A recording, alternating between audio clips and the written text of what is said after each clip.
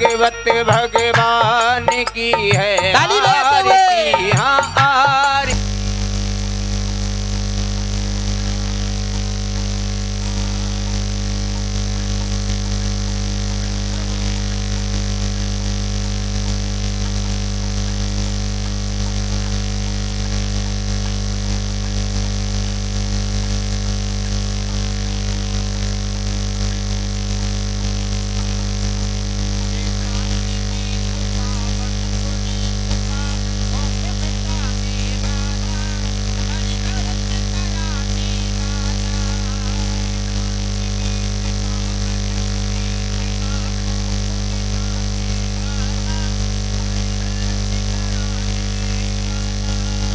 शांति गीत पावन पुनीत पापों को मिटाने वाला हरिधर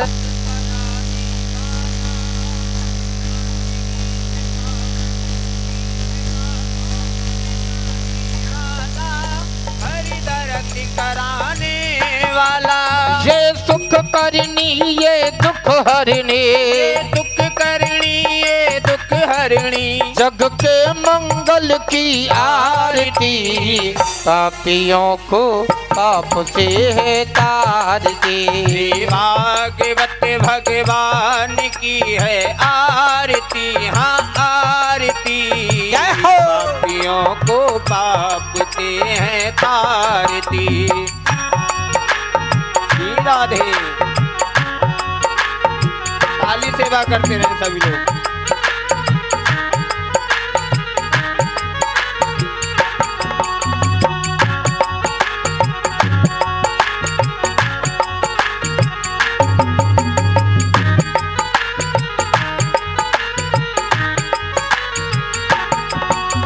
मधुर बोल जग पलट खोल, सन्मार्ग दिखाने वाला, बिगड़ी को बनाने वाला। ये मधुर बोल जग पंथी खोल, सन्मार्ग दिखाने वाला, बिगड़ी को बनाने वाला।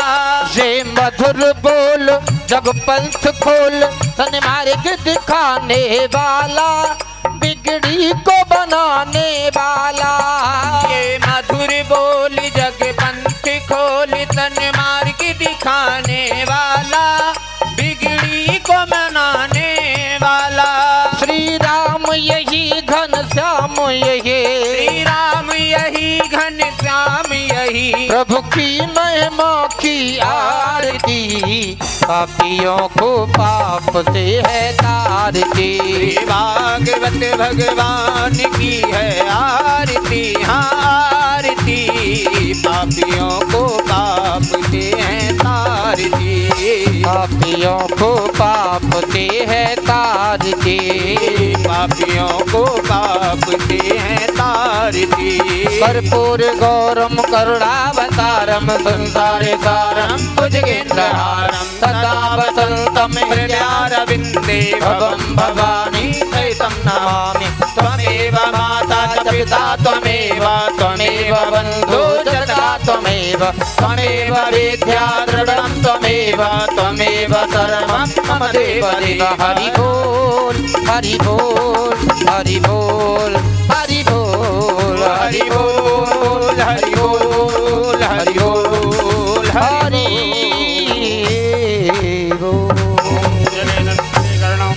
देवादिवंदनम ध्योः शांतिरन्तरिक्षं शान्तिः पृथिवी शान्तिरापः शान्तिरोकदयः शान्तिः वनस्पतयः शान्ति पशवे देवाः शान्ति ब्रह्म शान्ति सर्वगुण शान्ति शान्तिरेव शान्ति श्यामा शान्तिरेधि।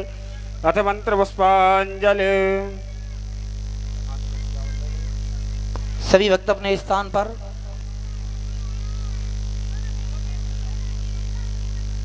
हरि ओम जजनेन जनमयजन्त देवास्तानि धर्माणि प्रथमान्या सन्नाते हनाकं महिमानः सचन्तजरपूर्वे साध्याः शान्तिदेवाः नाना सुगन्धिपुष्पाणि यथा कालोद्भवानि च पुष्पाञ्जलिर्मया दत्ता घ्राणा परमेश्वरा सांगाय सपरिवाराय सयुधाय सशक्तिकाय मंडल मंडल देवताय मंत्र पुष्पांजलिं समर्पयामि।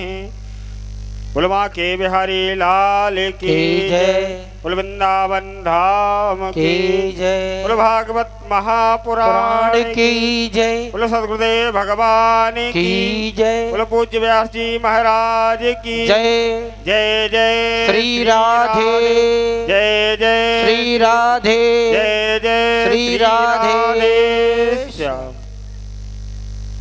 बोले बांके बिहारी लाल की जय। सभी लोग अपने अपने यथा स्थान बैठ जाएं।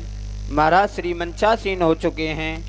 आज कथा का प्रथम दिवस बड़े ही भाग्यों से हम और आपको श्रवण करने के लिए मिल रहा है। आप सभी लोग अपने अपने यथा स्थान विराजमान हो जाएं। महाराज श्री के मुखारविंद से श्रीमद् भागवत कथा का आज प्रथम चारण हम और आप सभी लोग ज्ञान गंगा में गोता लगाते हुए और बड़े ही भाव से, क्योंकि कहते हैं भाग्योदय न बहु जन्म समर्जिते न, आज हमारा और आपका भाग्योदय हुआ है जो आप और हम सभी लोगों को आज कथा श्रवण करने का शुभ अवसर प्राप्त हुआ है। महाराज श्री के मुखारविंद से हम और आप श्रीमद् भागवत कथा का रसास्वादन करेंगे। सभी लोग बड़े भावपूर्ण से बैठ करके कथा सुने। महाराज श्री मंचासीन हो चुके हैं। जय श्री राधे, जय श्री श्याम। बोली बांके बिहारी लाल की जय। हरि ओम।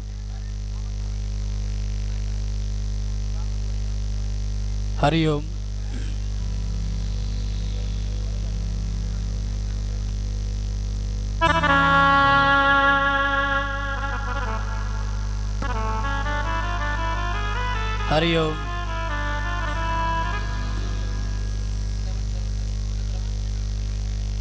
हरि ओम। जय श्री राधे। राधे जय श्री राधे। बोली बांके बिहारी लाल की, राधा रानी की। श्रीमद् भागवत महापुराण की जय। व्यास नंदन भगवान की जय। परीक्षित जी महाराज की जय। शंकर भगवान की जय। सती मैया की जय। हनुमान जी महाराज की जय। जगन्नाथ महाराज की जय। जय जय श्री राधे श्याम। परम मंगलमय परात्पर अखिलेश्वर अकारण करुणा वरुणालय भक्त वांछित कल्पतरु तड़िद्युत श्री पीताम्बरधारी बालकृष्ण लाल की प्रत्यक्ष वांग्मयी मूर्ति श्रीमद् भागवत महापुराण ज्ञान यज्ञ चल रहा है, जिसका आज प्रथम दिवस है। जो भी भक्तजन मेरी आवाज सुन रहे हो अथवा उनके कानों तक मेरी आवाज पहुंच रही हो, तो जल्दी से जल्दी भगवत पंडाल में पधारे और अपने जीवन को धन्य बनाएं।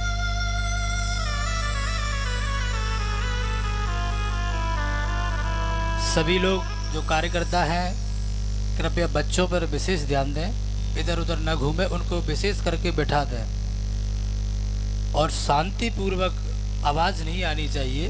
शांति पूर्वक मन से बैठ करके कथा को श्रवण करें। आइए सभी मेरे साथ आंखें बंद करके पहले मंगलाचरण करेंगे।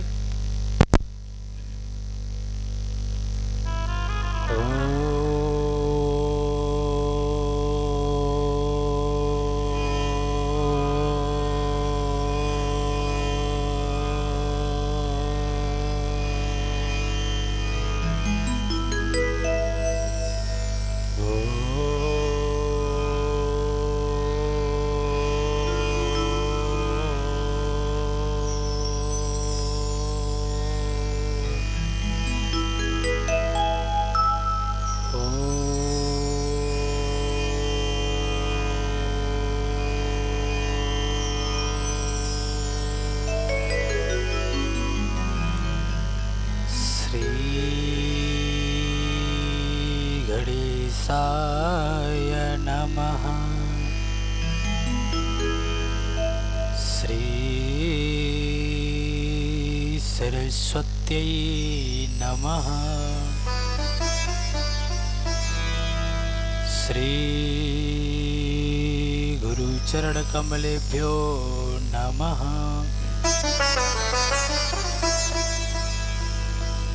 सच्चिदानन्दरूपाय विश्वोत्पत्त्यादिहेतवे तापत्रयविनाशाय श्रीकृष्णाय वयं नमः। नारायणं नमस्कृत्यं नरं चैव नरोत्तमं देवीं सरस्वतीं व्यासं ततो जयमुदीरयेत्।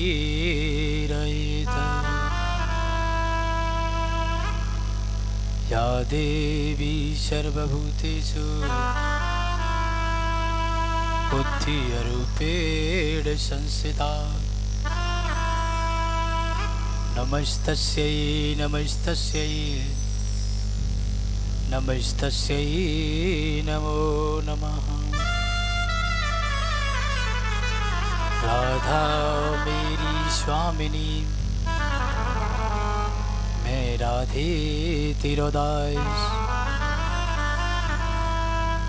जन्म जन्म मोहि दीजियो श्री वृंदावन को वास। चैन तुमसे है करार तुमसे है मेरे दिल की बहार तुमसे है। यूं तो लाखों हैं इस दुनिया में लेकिन श्याम सुंदर प्यार तुमसे है। किसी के नाक में हीरा किसी के कान में हीरा हमें हीरे से क्या करना हमारा श्याम है हीरा। बोले बाके बिहारी लाल की। अनंत श्री विभूषित जगत अर्चनीय वंदनीय प्रातः स्मरणीय श्री सदगुरुदेव जी महाराज सूक्ष्म रूप में विराजमान सभी संतजन भक्तजन पूजनीय माताएं बहनें विप्र समाज एवं विद्युत जन, आइए इस ज्ञान गंगा में प्रवेश करने से पहले अपने मन को एकाग्र करने के लिए 2 मिनट भगवान नाम संकीर्तन, उसके बाद कथा की चर्चा करेंगे। श्री राम जय राम जय जय राम। श्री राम जय राम जय जय राम। श्री राम जय राम जय जय राम। श्री राम जय राम जय जय राम। श्री राम जय राम जय जय राम। जय जय जय हनुमान गोसाई। जय जय जय हनुमान गोसाई। कृपा करहु गुरुदेव की नाई। कथा कजहु गुरु देव की नाई। मंगल भवनय मंगलहारी। मंगल भवन अमंगलहारी। प्रभयो सरसरथ असिर बिहारी। प्रवंशो दशरथ अधीर बिहारी। श्री राम जय राम जय जय राम। श्री राम जय राम जय जय राम। श्री राम जय राम जय जय राम।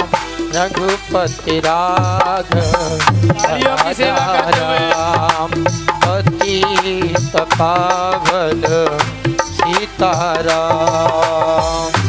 हरि बोल।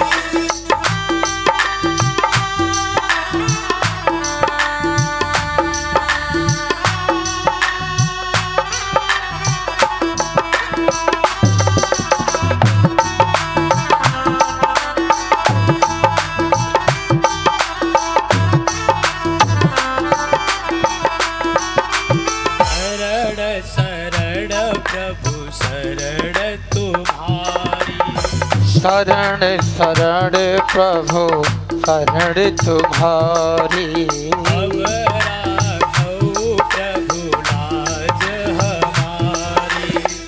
अब राखो प्रभु लाज हमारी। अब कछु नाय प्रभु छैये मोरे।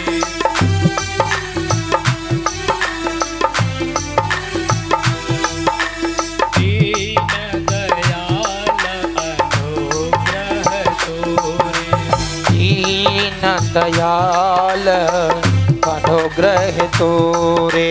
श्री राम जय राम जय जय राम। श्री राम जय राम जय जय राम। श्री राम जय राम जय जय राम।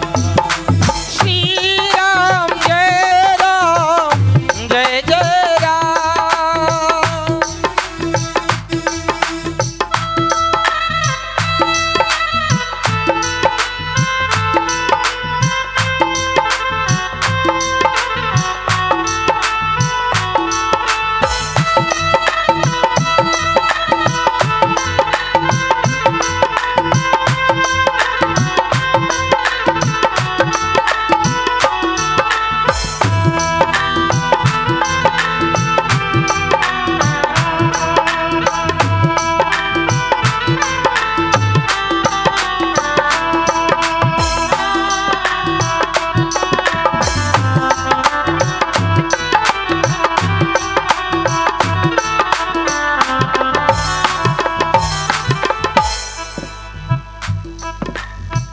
ताली जो बजाते रहो,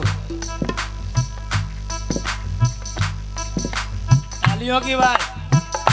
हरि बोल।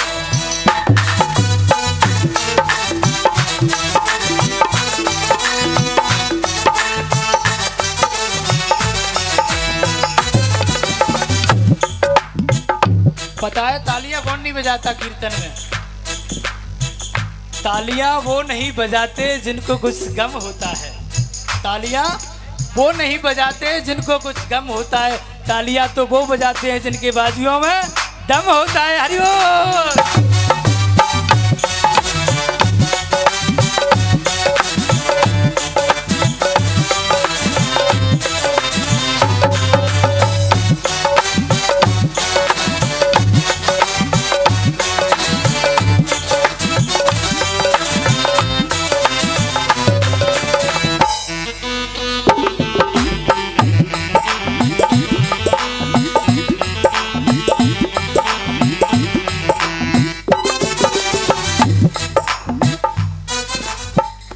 बोली वाके बिहारी लाल की।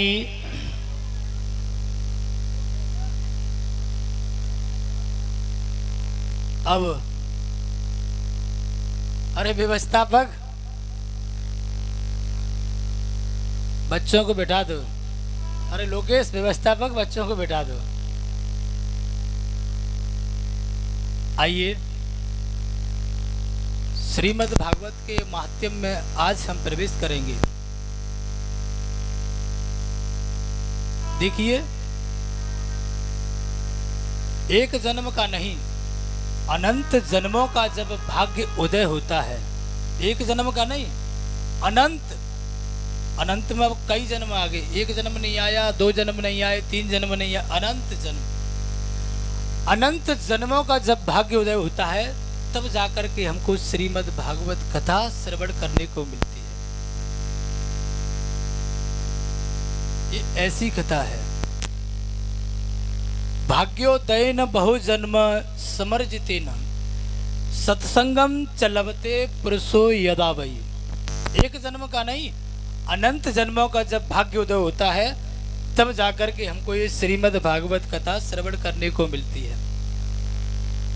और श्रीमद् भागवत जी आज आपके समक्ष विराजमान हैं।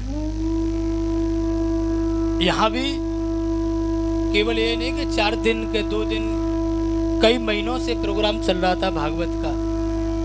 जब आज जाकर के श्रीमद् भागवत जी विराजमान हुई है, होगा वही जो राम रच राखा, होता वही है जो परमात्मा को मंजूर होता है। कोई कितने भी उपाय करे लेकिन उसका आगे किसी की नहीं चलती है। होगा वही जो राम रच राखा। तो परमात्मा से बड़ा कोई नहीं है। कोई कितने भी अपने हाथ फेंके, पांव फेंके, लेकिन परमात्मा के सामने कभी किसी की चलती नहीं है।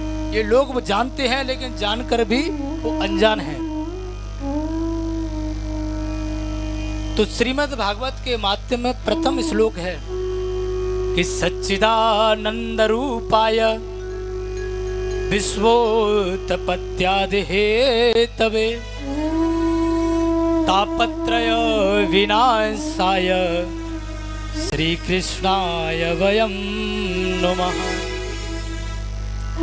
सच्चिदानंद, सच्चिदानंद कहते हैं कि सत माने होता है अविनाशी, सत माने होता है अविनाशी और चित माने होता है प्रकाश।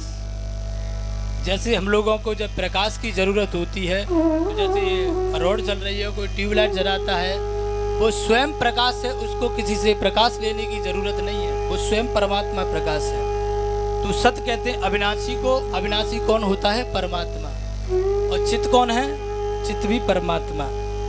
सत, चित्त और आनंद, आनंद भी परमात्मा है। दुनिया में सब चीज का उल्टा होता है, दिन का रात, सुख का दुख, पैसे वाले का गरीब, लेकिन आनंद का उल्टा कुछ नहीं होता। किसी ने बोल दिया कि आनंद का उल्टा होता है ना, मैंने क्या कि आनंद का उल्टा होता है निरानंद। अब निरा किसे कहते हैं? अरे निरा तो गांव की भाषा है। अब आने भीड़ हरिवा निरे आदमी थे। निरे माने क्या होता है? बोलो ज्यादा। तो जब आनंद में तुमने निरा जोड़ दिया, आनंद तो अपना ज्यों का त्यों ही है, तुमने आनंद में जब निरा जोड़ दिया तो और ज्यादा आनंद हो गया। तो सत्य भी श्री कृष्ण है और चित्त भी श्री कृष्ण है और आनंद भी श्री कृष्ण है। विश्वोत्पत्त्यादि हेतवे, जो विश्व की उत्पत्ति का कारण है, विश्व की उत्पत्ति करते हैं। तापत्रय विनाशाय, जो तीनों प्रकार के तापों को जिनमें नष्ट करने की सामर्थ्य है। आध्यात्मिक ताप, आदि दैविक ताप और आदि भौतिक ताप। और रामायण में भी गोस्वामी तुलसीदास जी ने कहा है, दैहिक दैविक भौतिक तापा, दैहिक दैविक भौतिक तापा, दैहिक दैविक भौतिक तापा, दैहिक दैविक भौतिक तापा, राम राज का हो नहीं व्यापा, राम राज का हो नहीं व्यापा। मंगल भवन, मंगल भवन अमंगल हारी, मंगल भवन अमंगल हारी, द्रवौ सुदशरथ अजर बिहारी, द्रवौ सुदशरथ अजर बिहारी। तापत्रय विनाशाय श्री कृष्णाय वयम नमः।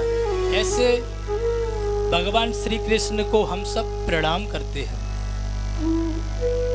माध्यम का प्रथम श्लोक का आपने अर्थ श्रवण किया। इसमें दूसरा श्लोक है, यम प्रव्रजंत मनुपेतमपेत कृत्यम द्वैपायनो विरह कातर आज्वाब, पुत्रेति तन्मतया तरबो विनेदुस तम सर्वभूत हृदयम मुनिमानतोस्मि। यम माने होता है जो, यम माने होता है जो, प्रव्रजंत माने होता है गमन करना। जो जन्म लेते ही अपनी माँ के उदर से और सीधे जंगल की ओर प्रस्थान कर गए। पुत्रेति तन्मतया, पुत्र पुत्र कहते महर्षि वेद व्यास उनके पीछे पीछे जा रहे हैं। तब वृक्षों ने बताया, आप एक अपने बेटे के लिए पीछे पीछे जा रहे हैं जो दुनिया के कल्याण के लिए पैदा हुआ है, और हमने तो कितने अपने बेटों को दूसरों की छाया के लिए छोड़ दिया, क्योंकि वृक्ष कभी खुद छाया नहीं लेता है। और आज आप एक बेटे के पीछे पीछे जा रहे हैं पुत्र पुत्र कहते हुए। वेद व्यास जी को समझ में आया और वहां से फिर लौट करके वो आ गए। देखिए, जैसे आज हम इस जगह पर भागवत सुनने के लिए प्रस्थान हुए हैं, ऐसे ही पुराणों में शास्त्रों में एक जगह थी जिसको हम बोलते हैं नैमिषारण्य क्षेत्र। आइए हम नैमिषारण्य क्षेत्र में चलते हैं। भागवत के माध्यम का तृतीय श्लोक है कि नैमिषेषु तमासीनं विवाद्य महामतिं कथामृतरसास्वाद कुशलः शौनगो ब्रवीत। जैसे आज हम लोग इस कथा को सुनने के लिए यहाँ एकत्रित हुए हैं, ऐसे प्राणों में और शास्त्रों में एक जगह थी जिसका नाम है नैमिषारण्य क्षेत्र। बड़ी पवित्र भूमि है। वहाँ 88,000 संतजन विराजमान है। कितने हैं? कितने परीक्षित जी? 88,000। परीक्षित जी, आप बिल्कुल कथा में ध्यान रखना, हम कभी भी आपसे पूछ सकते हैं। वहाँ 88,000 संतजन विराजमान है और उनको हम क्या बोलते हैं? शौनक आदि ऋषि। और एक एक संत की उम्र तो इतनी है कि उनके जीवन में जाने कितने युग बदल चुके हैं। सतयुग, त्रेता, द्वापर, कलयुग, ऐसे ऐसे संत उम्र के वहां विराजमान हैं। कई कई युगों को देख चुके हैं संतजन। उन्हीं के बीच में श्री सूत जी का आगमन हुआ। जैसे ही सूत जी महाराज 88,000 ऋषियों के बीच में पधारे, सभी संतजन सूत जी महाराज को देख करके खड़े हो गए कि आइए महाराज, पधारिए महाराज, आपने बहुत बड़ी कृपा की। सूत जी महाराज ने देखा कि इतने इतने बड़े बड़े संतजन और एक मुझ छोटे से संत का आगमन कर रहे हैं और आदर सत्कार कर रहे हैं, आखिर क्यों?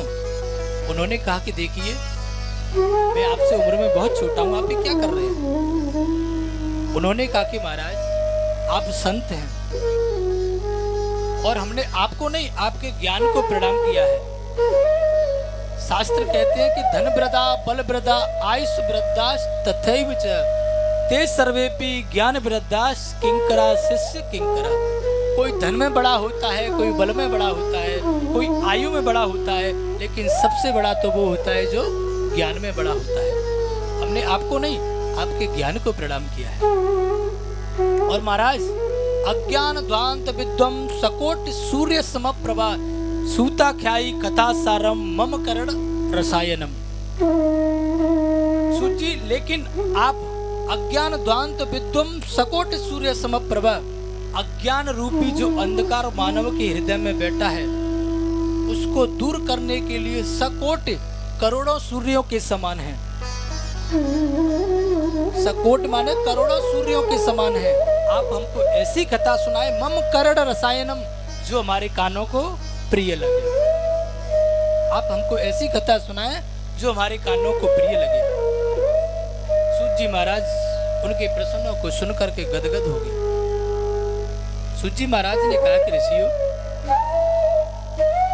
आजकल हम लोग जन्म लेते हैं, लंबे होते हैं, वृद्ध होते हैं और मर जाते हैं। कभी जिंदगी में हमने अपने पहलुओं को, अपने जन्म के बारे में सोचने की कोशिश की कि हम लोगों ने जन्म लिया है, किस लिए जन्म लिया है? एक एक लोग तो ऐसे हैं कि सुबह 10 बजे ताश खेलने के लिए बैठ जाते हैं और शाम को 7 बजे के पता ही नहीं चल रहा है कितना टाइम होगा। दूसरे आकर के बता रहे हैं, भाई सब तो शाम है, यहाँ से चला जा। अगर वही लोग गलती से अगर 4 घंटे आकर के कथा सुना तो 5 बार तो अपनी घड़ी देखेंगे, अरे अरे वो टाइम हो गया, मुझे जाना है। अगर वो ताश खेलने के लिए बैठ जाएं तो उनको ये नहीं पता कि 8 घंटे कब बीत गए। अगर वो गलती से कथा सुनने आ गए तो उन 5 बार तो घड़ी देखेंगे। सूत जी कहते हैं कि ऐसे ऐसे तो लोग हैं, भगवान के नाम को अगर कोई कैसे भी जपेगा, भाव से, कुभाव से, अनक से, आलक से, कैसे भी जपेगा उसका कल्याण हो जाएगा। भाव कुभाव अनक आलसहु, नाम जपत मंगल दिस दसहु। भगवान के नाम को तो कैसे भी जपेगा उसका कल्याण होना ही होना है। सूत जी ने कहा कि कालव्याल मुख ग्रासन्यास निर्णास हितवे श्रीमद् भागवत शास्त्रम कलौ कीरेण भाष्यतम। ध्यान देना, हमारा जीवन क्या है? एक बहुत बड़ा अजगर सर्प है और उसने अपने विशाल मुंह को खोल रखा है। अपने अजगर सर्प अपने जब मुंह खोलता है तो ऐसे खोल लेता है।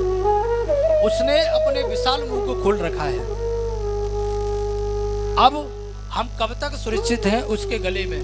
जब तक वो अपने मुखार बिंदु को बंद नहीं कर लेता। जैसे ही उसने अपने मुखार बिंदु को बंद किया तुरंत हमारी मृत्यु हो जाएगी। ऐसे ही ये जीवन का पहिया है,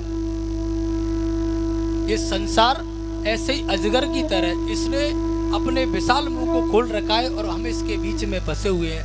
इसने कब बंद किया कोई पता नहीं चलता है और जैसे ही इसने बंद किया तुरंत हमारी मृत्यु हो जाएगी।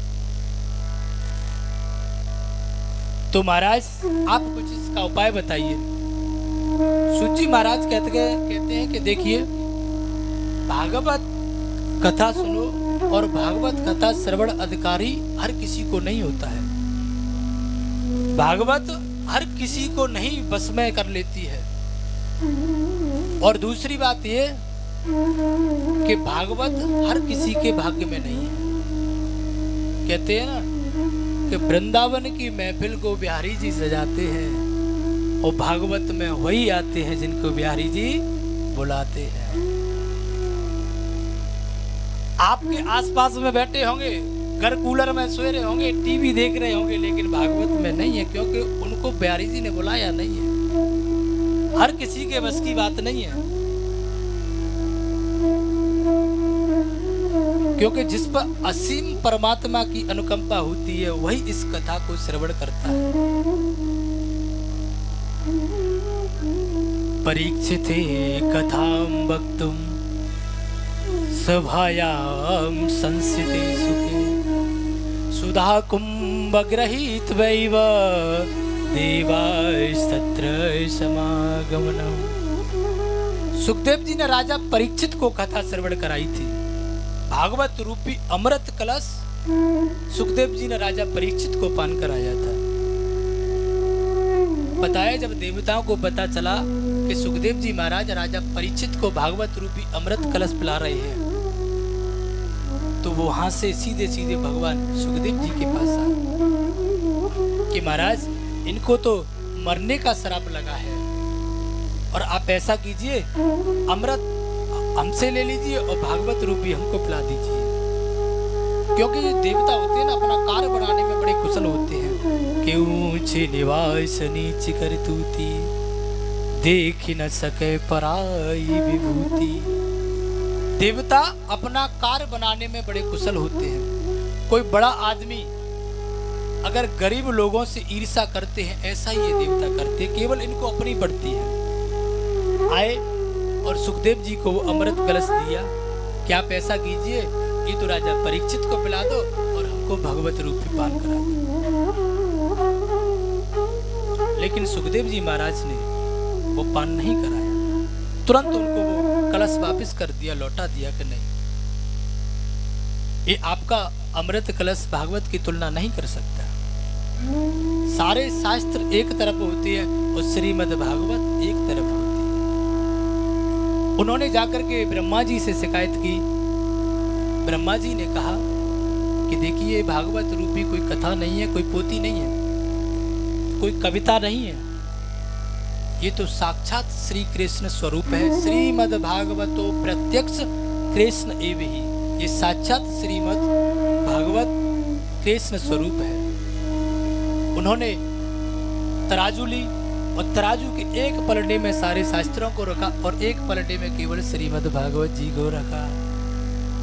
और जैसे ही भागवत जी को एक पलटे में रखा, सारे शास्त्र ऊपर हो गए, भागवत जी का पल्ला नीचे हो गया और उनको वहां से वापस कर दिया। इसके श्रवण करने का जीवन धन्य हो जाता है। सूत जी कहते हैं कि महाराज नारद जी ने इसका जन जन में प्रचार किया। इन्होंने, नारद जी ने अपने पिता ब्रह्मा जी से इसका पान किया, लेकिन सप्ताह श्रवण की विधि नारद जी ने शरद कुमारों से सुनी। सोनकादि ऋषि बोले कि महाराज हमने तो सुना है कि नारद जी कभी एक जगह बैठते नहीं, तो इन्होंने इसका पान कैसे किया? और सनत कुमार कहीं ज्यादा घूमते नहीं, तो ऐसे कैसे असंभव हो गया? सूत जी महाराज ने कहा कि मैं इसकी भी एक आपको कथा सुनाता हूं।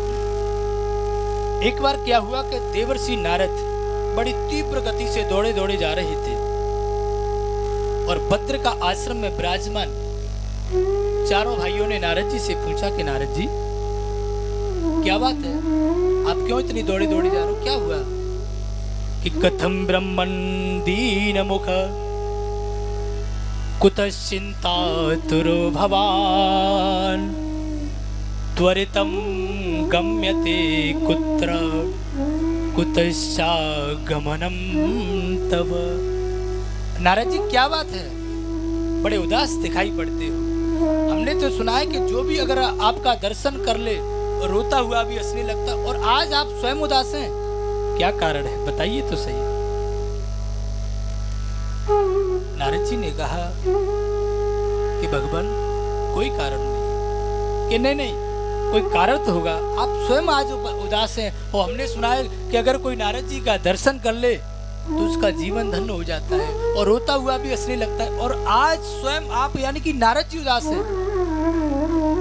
नारद जी ने कहा कि अहम तुम पृथ्वी म्यातु ज्ञात्वा सर्वोत्तमामिति पुष्करम च प्रयागम च काशी गोदावरी तथा।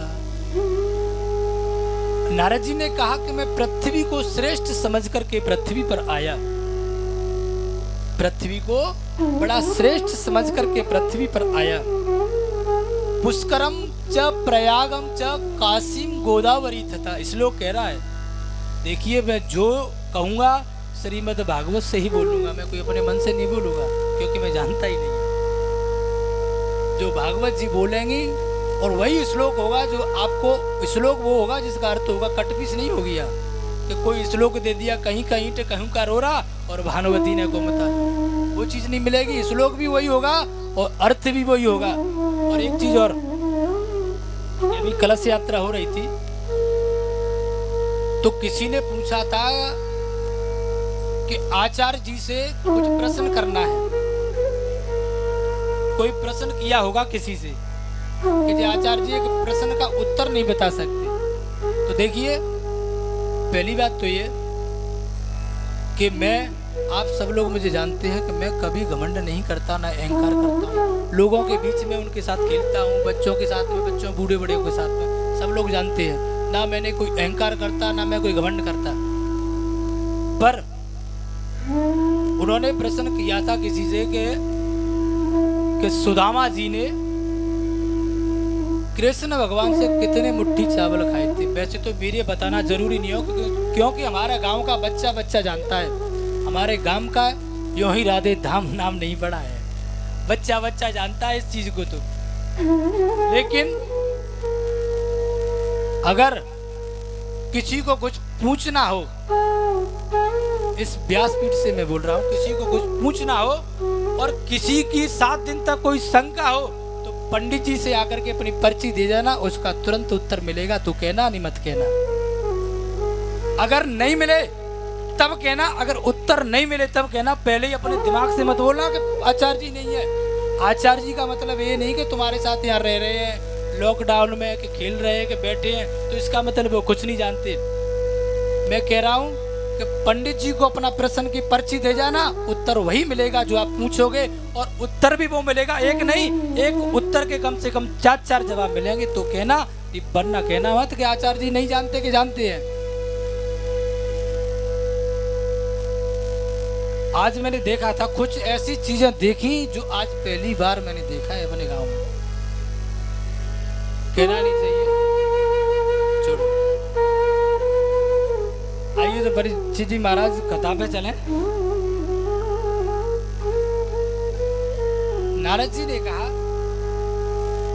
कि मैं पृथ्वी पर गया, पृथ्वी को श्रेष्ठ समझ कर सब जगह गया, पुष्कर में गया, प्रयाग में गया, काशी में गया, गोदावरी में गया, लेकिन महाराज सत्य कहता हूं मेरा मन संतुष्ट नहीं हुआ। हरि क्षेत्रम कुरुक्षेत्रम श्रीरंग सेतु बंधनम एव मादिषु तीर्थेषु ब्रह्मांड इतस्ततु। हरि क्षेत्र में गया, कुरुक्षेत्र में गया महाराज, सेतु बंधु रामेश्वर में भी गया, लेकिन सत्य कहता हूं कहीं मन संतुष्ट नहीं हुआ। नापस्यम कुत्र चिक्षर्म मन संतोष कारकम और कलना धर्म मित्रेण दरेयम बदिता दुना। महाराज ना कोई सत्य बोलता है, ऐसे लोगों की बुद्धि को कलयुग ने बिगाड़ रखा है। अगर कोई एक बार सत्य बोल दे तो मानो हरिचंद के बाद उसी का नंबर है, दूसरे दिन तो बगल वाला कह दो जय हरिचंद बनना हो। एक बार अगर कोई सच बोल दे तो मानो हरिचंद के बाद उसका ही नंबर है। साच बराबर तप नहीं, झूठ बराबर बराबर तप नहीं, झूठ बराबर जाके हृदय साच है, आके हृदय आप भैया, जाके हृदय आप रे भैया, जाके हृदय आप रे भैया, जाके हृदय। और तो और महाराज संतों का सम्मान समाप्त हो गया। अगर जब कोई कार्य करना होता है तो बड़े बूढ़ों को नहीं पूछते हैं साहब, कहां से? ससुराल से साले को बुला करके लाते हैं। और बड़ों का सम्मान समाप्त हो गया। देखिए, सम्मान अगर किसी का करोगे, एक बार अगर कोई सम्मान करता है तो उधर से डबल होकर के सम्मान मिलता है। अंग्रेजी में कहावत है कि respect is the most important part of your personality. It is the like on interest, the more we give more we get with interest. सम्मान हमारे जीवन का बहुत मूल्य है। हम अगर किसी को सम्मान देते हैं तो वो हमसे ब्याज सहित, समाज सहित ज्यादा सम्मान लौटाता है। तो हर किसी को सम्मान हर किसी का करना चाहिए, है नहीं कि कोई हाँ वैसी चल रही है साहब धुआं धक। सम्मान हर किसी को करना चाहिए। जब तक तुम दूसरे का सम्मान नहीं करोगे कोई तुम्हारा सम्मान नहीं करेगा। और तो और महाराज घर में बहू की चलती है आजकल, तो सास ससुर को तो कोई पूछता ही नहीं है। घर में बहू की चलती है, श्याल को बुद्धिदायक तरुणी प्रभुता गेहे, श्याल को बुद्धिदायक कन्या विक्रयणो लोभा दंपति नाम च कल के नाम। अगर कोई सलाह लेनी पड़ती है तो ससुराल से साले को बुलाते हैं, लेकिन घर में चलती है बहू की। जिन घरों में अभी तक साले की चली है उन घरों का नाश हो गया है। महाभारत में किसकी चली थी? साले की। महाभारत नहीं होता अगर मामा शकुनी नहीं होता तो। महाभारत नहीं होता, इतना बड़ा महाभारत हुआ केवल मामा शकुनी ने करवाया था। और आज भी घरों में, बहुत से घरों में मैं देखता हूँ महाभारत होता है तो वो भी ससुराल का मतलब ये नहीं है कि साला ही सलाह देगा। ससुराल, इसमें ससुराल बोला है कि ससुराल से साले को बुलाते हैं। ससुराल में किसी का साला नहीं है तब भी ससुराल से आकर के, आजकल तो बताते भी नहीं है, फोन ही फोन बात हो जाती है, पता ही नहीं चलता है कब बात हो गई। फोन ही फोन बात होगी कि बेटा तू खड़ी रहियो, अड़ जाइयो, बोलियो मत। अरे मम्मी तुम चिंता मत करो, मैं जो कहिए वही करेंगी। और भैया वह बेचारे की जो उसका पति है वो कह रहा है कि देख मान जा, मान जा, हम भैया भैया है कचू के मैं घर वाले ने बोल दी है, मैं तो जाइए कहूँगी। तो बेचारे उसकी बुद्धि को ऐसा कर देती हैं। आगे बताएगी कि जो पति अपने पत्नी की बात नहीं मानती है उनका कभी कल्याण नहीं होता है, क्योंकि आगे तृतीय दिवस में सती माता ने भोले बाबा की बात नहीं मानी थी। भोले बाबा ने बहुत मना किया था कि देवी आप कहीं भी किसी की परीक्षा मत लो, लेकिन उन्होंने बात नहीं मानी थी। और एक और कहावत है कि दीवाले बिगाले आरो और घरे बिगाड़े सारो। नारद जी कहते कि महाराज घर घर में गया, सब जगह गया, लेकिन मेरा मन संतुष्ट नहीं हुआ। अधर्म का जो मित्र कली है उसने लोगों की बुद्धि को बिगाड़।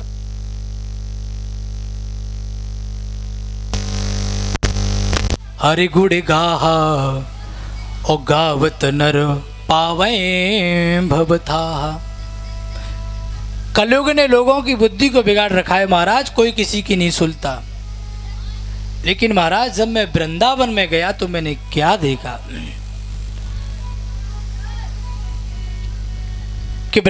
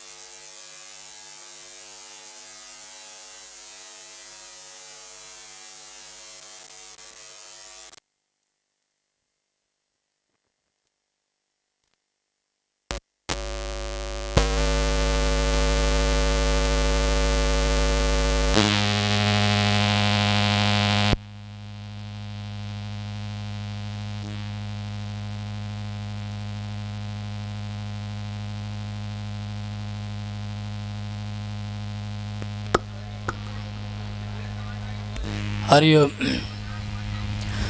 बोली बाके बिहारी लाल की जय जय श्री राधे श्याम।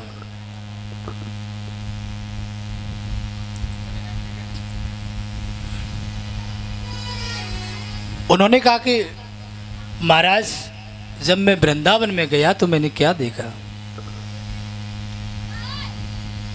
वृंदावन में एक स्त्री बैठी हुई है और उसके दोनों घुटनों पर दो अचेतन पुरुष पड़े हुए हैं। अचेतन यानी कि बुड्ढे। युवती जवान है और उसके घुटनों पर दो अचेतन पुरुष पड़े हुए हैं। हजारों लोगों की वहां भीड़ इकट्ठी हुई है, उस युवती को देख रहे हैं। युवती सबसे मदद मांग रही है कि मेरी रक्षा करो, मेरी मदद करो, लेकिन महाराज कोई उसकी नहीं सुन रहा था। जैसे ही मैंने देखा कि वहां हजारों लोगों की भीड़ लगी हुई है और मैं भी उसे देखने लगा, उस युवती की दृष्टि मुझ पर गई और युवती तुरंत मुझसे बोली कि भो भो साधु छड़ो तिष्ठ मुचंता मपिनाशयम, कि हे साधु आप मेरी रक्षा करो। मैंने महाराज अपने चारों तरफ देखा कि कहीं किसी और को तो नहीं बुला रही है, लेकिन उसने तुरंत फिर मुझे बुलाया कि हे साधु मैं आपको पुकार रही हूं, आप मेरी रक्षा करो। मैं उस युवती के पास में गया। महाराज इन बच्चों का भाई कोई खड़ा होकर के इनको बंद करवा दो, जब तक मुझे दिखेंगे मैं बोल नहीं पाऊंगा। एक तो यहाँ गेट पर बैठ जाओ और एक उधर पर्दे को बंद कर दो।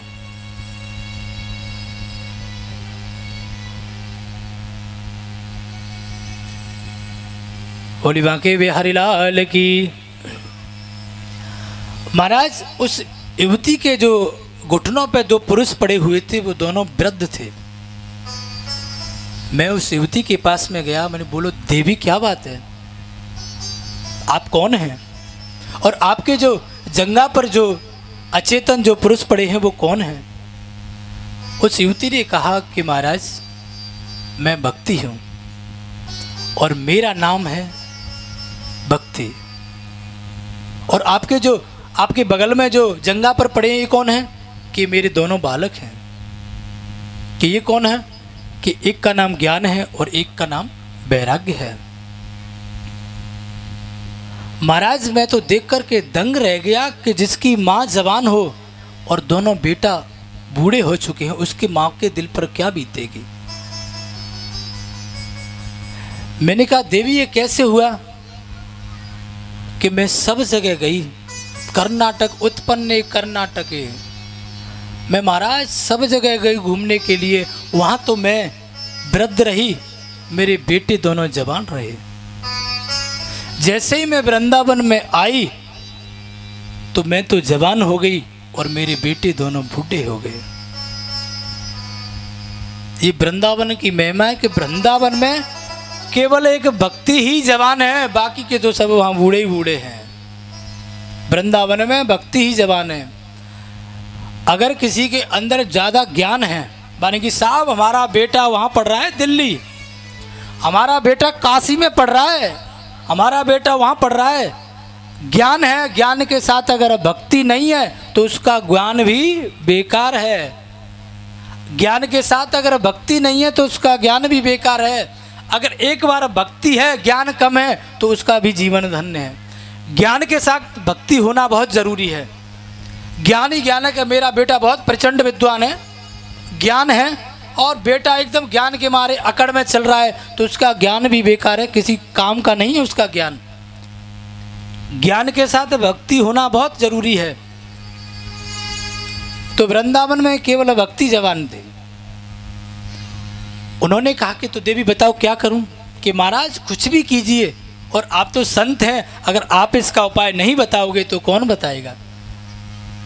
नारद जी ने कहा कि महाराज मैंने वेद का पाठ किया, वेदांत का पाठ किया, स्वस्ति वाचन किया, लेकिन महाराज उसके असर से वो थोड़े बहुत जवान होते, और जैसे ही वेद का पाठ समाप्त होता वो फिर वृद्ध होकर के गिर जाते।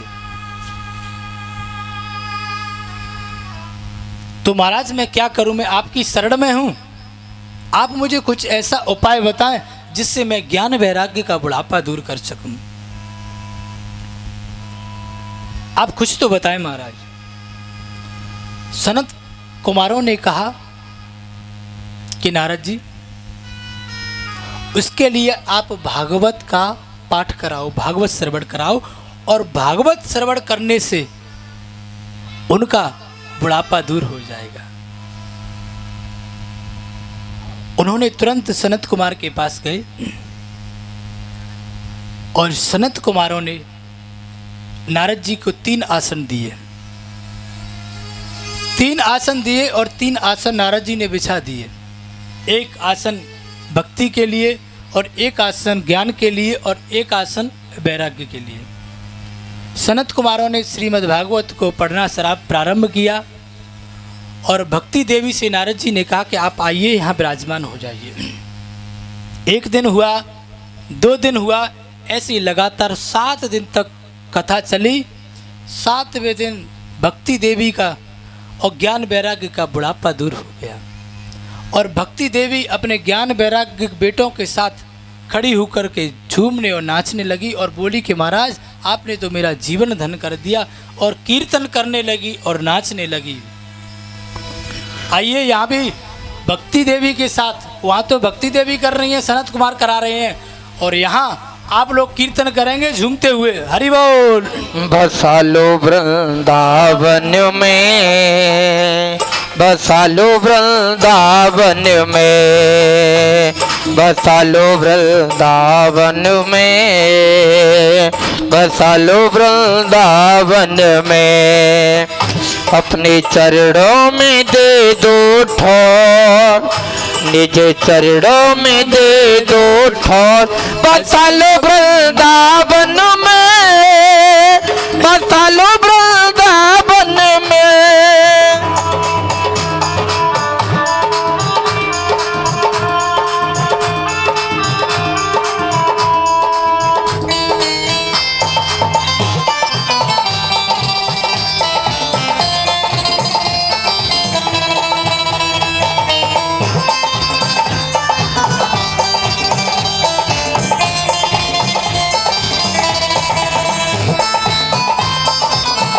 हरि बोल। तालियों की सेवा करते हुए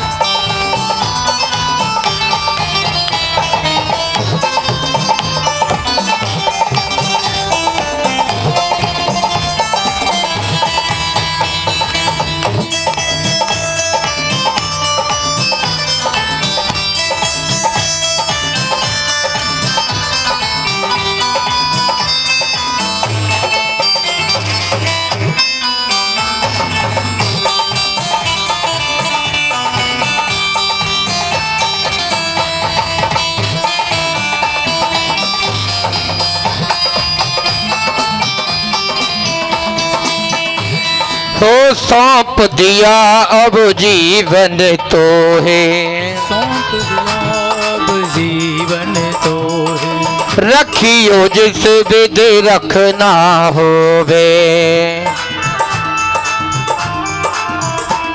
और हे कन्हैया मुझे ना चाहिए कुछ और, मुझे ना चाहिए कुछ और, बसा लो वृंदावन में, बसा लो वृंदावन में।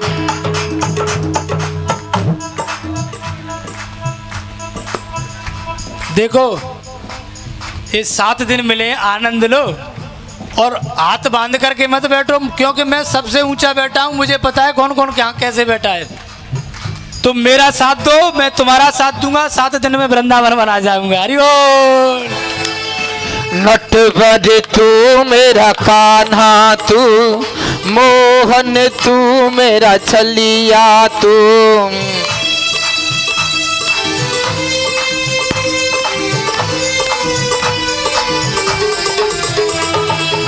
हर कर्म अपना करेंगे, हर कर्म अपना करेंगे, सावरे तेरे लिए दिल दिया है जान भी देंगे, सावरे तेरे लिए।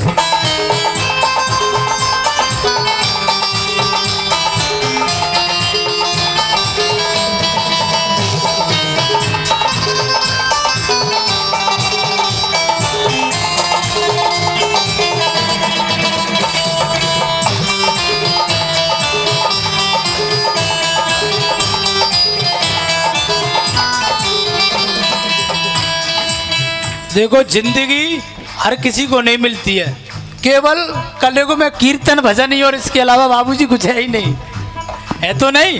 भगवान कलयुग में भी कहा है कि केवल कीर्तन भजन करो। त्रेता में द्वापुर में बड़ी बड़ी तपस्या करने के बाद परमात्मा प्रकट होते थे। कलयुग में तो केवल कीर्तन करो, भजन करो और स्वयं परमात्मा आकर के विराजमान हो जाती है। जिंदगी हर किसी को नहीं मिलती है, बड़ी असीम अनुकंपा होती है हमारी जब परमात्मा हमको ये इंसान का शरीर देता है। जिंदगी किसी की रियासत नहीं होती और मोहब्बत किसी की अमानत नहीं होती। बहुत संभल कर कदम रखना ठाकुर जी की गलियों में, क्योंकि प्यारे यहाँ पर किसी की जमानत नहीं होती। हरि बोल।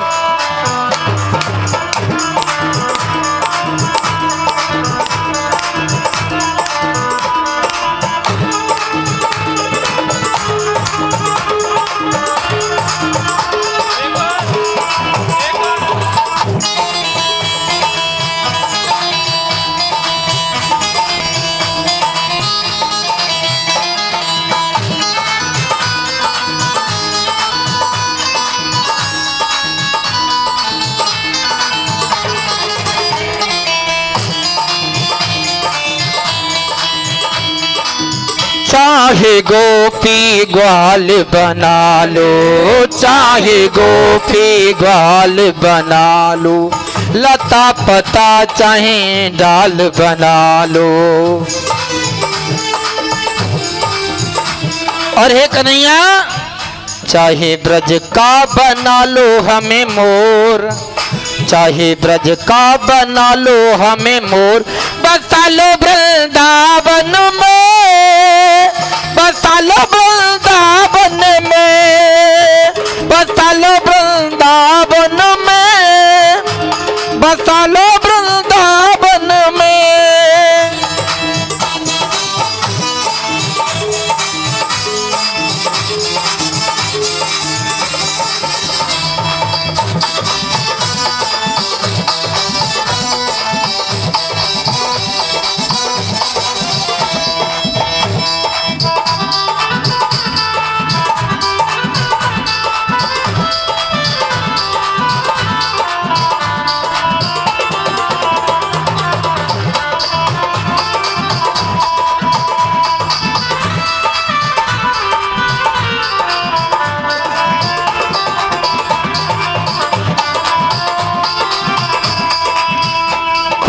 निस दिन तेरी सेवा करेंगे, निस दिन तेरी सेवा करेंगे, चरणों में तेरे श्रद्धा रखेंगे, चरणों में तेरे श्रद्धा रखेंगे, तेरे दर्शन करेंगे उठ भोर, तेरे दर्शन करेंगे उठ भोर, बसा लो वृंदावन में, बसा लो वृंदावन में।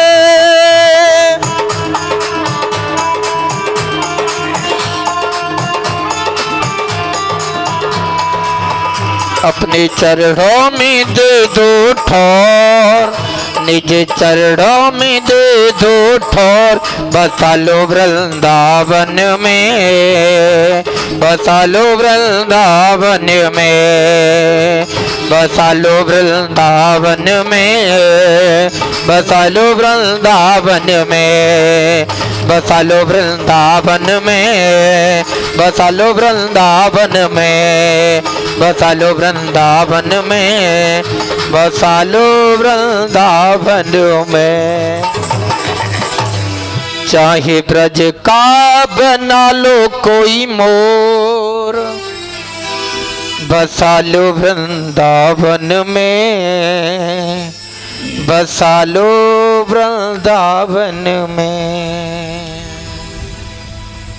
सनत कुमारों ने नारद जी को श्रीमद् भागवत श्रवण कराई और ज्ञान और वैराग्य का बुढ़ापा दूर हुआ। भक्ति देवी कीर्तन करने लगी और नाचने लगी। नारद जी ने कहा कि महाराज एक बात बताओ, एक बात हमारी समझ में नहीं आई कि जीवन भर पाप कर्म करने वाला व्यक्ति मरने के बाद प्रेत अगर बन जाए और प्रेत बनने के बाद श्रीमद् भागवत को श्रवण कर ले तो उसको भी मोक्ष कैसे प्राप्त हो जाता है। सनत कुमारों ने कहा कि नारद जी मुझे एक कथा याद आ गई कि तुंगभद्रा तटे पूर्वम भूततनमुत्तमम्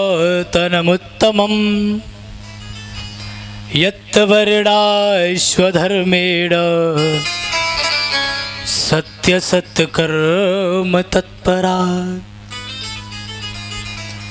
सनत कुमारों ने कहा कि नारद जी मुझे एक कथा याद आ गई। तुंगभद्रा नदी के किनारे एक बहुत सुंदर नगर है, उस नगर का नाम है उत्तम नगर। उस नगर में एक पंडित जी महाराज रहते हैं जिनका नाम है आत्मदेव। आत्मदेव पंडित जी महाराज बड़े कर्मकांडी हैं, बड़े ज्योतिषी हैं, बहुत अच्छे पंडित जी महाराज हैं। उनकी एक पत्नी है जिसका नाम है धुंधली देवी। लेकिन महाराज उनकी पत्नी जो धुंधली देवी है उसके कोई पुत्र नहीं था। उनके घर गाय है लेकिन वो भी बांझ है, तुलसी का बिरवा है लेकिन वो भी सूखा हुआ है। धुंधली देवी यथा नाम तथा गुण, जो व्यक्ति जैसा होता है, जिस व्यक्ति का जैसा नाम होता है, उस नाम के आधार पर उसके थोड़े बहुत गुण उसके अंदर होते हैं। धुंधली देवी ऐसी थी कि कभी उनकी आस पड़ोसियों से बनती नहीं थी, ऐसी थी धुंधली देवी। और आजकल माता बहनों की जिसकी आस पड़ोसियों से नहीं बनती उनको धुंधली समझना, ऐसी थी धुंधली देवी। अब तो क्या हुआ कि आत्मदेव पंडित जी के घर बड़े बड़े महान पड़ोसी आने लगे। महान का मतलब समझते हैं कि जो व्यक्ति का पड़ोसी, एक पड़ोसी अगर दूसरे पड़ोसी का बुरा चाहे या उसको समाज से अलग करे, कुछ ऐसी बात कहकर के उसको समाज से छेके या अलग करे, तो उसको समझना कि बहुत बड़ा भाग्यशाली है वो पड़ोसी। या उसको घर से भगाने की सोचे कि उससे मैं ऐसा कुछ कहूँगा जिससे घर छोड़ करके भाग जाए। आत्मदेव पंडित जी के पास ऐसे पड़ोसियों ने आना शुरू कर दिया। पंडित जी, आप बहुत बड़े विद्वान हैं, आप बहुत बड़े ज्योतिषी हैं, कर्मकांडी हैं, लेकिन आपके घर है ना कोई बेटे का जन्म नहीं हुआ, कोई बेटा नहीं हुआ। हम चलो कोई बात नहीं, आपके बेटा नहीं हुआ, आपके घर गाय है लेकिन वो भी बांझ है, उसने भी कोई बछड़ा नहीं डाला। और तो और महाराज, आपके घर तुलसी का वृक्ष है, उसने भी वो भी सूखा हुआ है। मुझे लगता है कि महाराज आपके जो पितर हैं ना वो आपसे सुखी नहीं है, आपके जो देवता है ना वो आपसे सुखी नहीं है, परमात्मा आपसे सुखी नहीं है। यानी कि ऐसे पंडित जी महाराज को इतना भ्रमित कर दिया, इतना भ्रमित कर दिया कि पंडित जी बेचारे घर छोड़ करके भाग गए। ऐसे ऐसे होते हैं पड़ोसी, घर छोड़ करके भाग गए बेचारे कि भाई मुझे तो यहाँ रहना ही नहीं है, रोज रोज रहूंगा, कोई ना कोई आकर के कुछ कुछ कहता है। और उन्होंने मन में ठान लिया कि मैं जंगल में जाकर के तपस्या करूंगा, और तपस्या जब तक करूंगा जब तक मुझे कोई पुत्र प्राप्ति का वरदान नहीं दे देगा तब तक मैं तपस्या करूंगा। आत्मदेव पंडित जी महाराज वहां से घर को छोड़ करके चले गए और एक वृक्ष के नीचे जाकर के बैठ गए। बेचारे रोने लगे और भगवान से प्रार्थना करने लगे कि भगवान कुछ तो ऐसी कृपा कर कि मेरा जो लोग मुझे ताने मारते हैं मैं इन तानों से जाकर के बचूं। आत्मदेव पंडित जी महाराज एक वृक्ष के नीचे बैठे बैठे वचन कर रहे थे और रो रहे थे। उधर से कोई संत आ रहे थे। संत जो होते हैं ना, संत किसे कहते हैं? संत केवल दाढ़ी रखाने से या पीले कपड़े पहनने से या धोती पहनने से उसको संत नहीं कहते। कोई धोती कुर्ता पहन ले तो भी उसको संत नहीं कहते। जिसका मन समन्वय, श्लोक है कि मन समन्वय, जिसका मन एकाग्र है, मन चित्त है, उसको संत कहते हैं। कोई दाढ़ी रखा ले बड़ी बड़ी या पीले कपड़े पहन ले, लाल कपड़े पहन ले, अगर उसके अंदर संतुष्टि नहीं है तो वो भी संत कहलाने का अधिकारी नहीं है।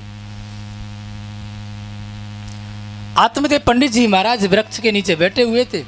उधर से एक संत गुजर के जा रहे थे। संत की जो दृष्टि होती है ना, व्यक्ति का जो चेहरा होता है उसको पढ़ने के लिए केवल 8 सेकंड लगती हैं संतों को। इस व्यक्ति के अंदर क्या चल रहा है, इसके दिमाग में क्या चल रहा है, केवल ओनली 8 सेकंड। संत ने देखा कि कर्मकांडी विद्वान ब्राह्मण मालूम पड़ता है लेकिन बेचारा दुखी है। संत उसके पास जाकर के खड़े हुए कि बेटा क्या बात है, क्यों उदास हो, क्यों रो रहे हो? आत्मदेव पंडित जी तुरंत संत के चरणों में गिर पड़े कि शरण शरण प्रभु शरण तुम्हारी, अब राखो प्रभु लाज हमारी।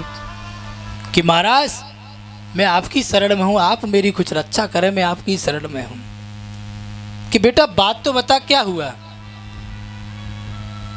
कि महाराज मेरे घर पुत्र नहीं है और मैंने भी ये ठाना है कि जब तक मैं पुत्र प्राप्ति का किसी संत से वरदान नहीं मिलेगा जब तक मैं लौट करके घर नहीं जाऊंगा, चाहे यहीं बैठा बैठा मर जाऊंगा लेकिन जाऊंगा नहीं। संत जो होते हैं ना तुरंत पहचान लेते हैं उसके मस्तिष्क को देख करके, उसके मस्तिष्क रेखा को देख करके।